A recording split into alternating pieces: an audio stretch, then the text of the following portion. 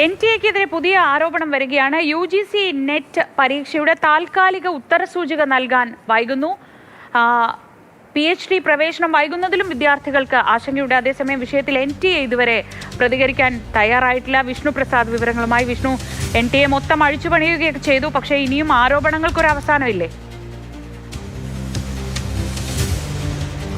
തീർച്ചയായും NTA തന്നെ നടത്തിയ UGC നെറ്റ് പരീക്ഷയുടെ ഫലപ്രഖ്യാപനം വന്ന് സാധാരണഗതിയിൽ 10 മുതൽ 15 ദിവസത്തിനകത്താണ് ഈ താൽക്കാലിക ഉത്തരസൂചിക പുറത്തിറക്കാറുള്ളത്.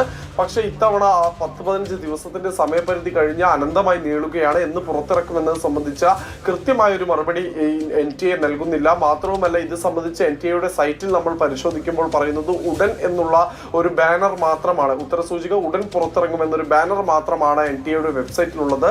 ഈ അപ്രഖ്യാപിത നീണ്ടുപോക്ക് എന്തുകൊണ്ടുണ്ടാകുന്നു എന്നത് സംബന്ധിച്ച പ്രതികരണം NTA-യോട് തേടുമ്പോഴും കൃത്യമായ മറുപടി ലഭിക്കുന്നില്ല എന്നൊരു ആക്ഷേപം കൂടി എന്തായാലും വിദ്യാർത്ഥികൾ പങ്കുവയ്ക്കുന്നുണ്ട്. UGC നെറ്റ് പാസ്സായ അല്ലെങ്കിൽ മുൻനിരയിലെത്തിയ വിദ്യാർത്ഥികൾക്ക് PhD പ്രവേശനത്തിന് സർക്കാർ സർവകലാശാലകളെ സമീപിക്കാൻ പോലും ഇപ്പോൾ സാധിക്കാത്തൊരു സാഹചര്യമാണുള്ളത്.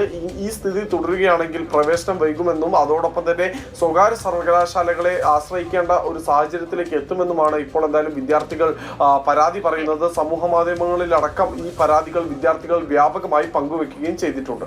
ശരി, വിഷ്ണുവാണ് വിവരങ്ങൾ നൽകിയത് ഡൽഹിയിൽ നിന്ന്.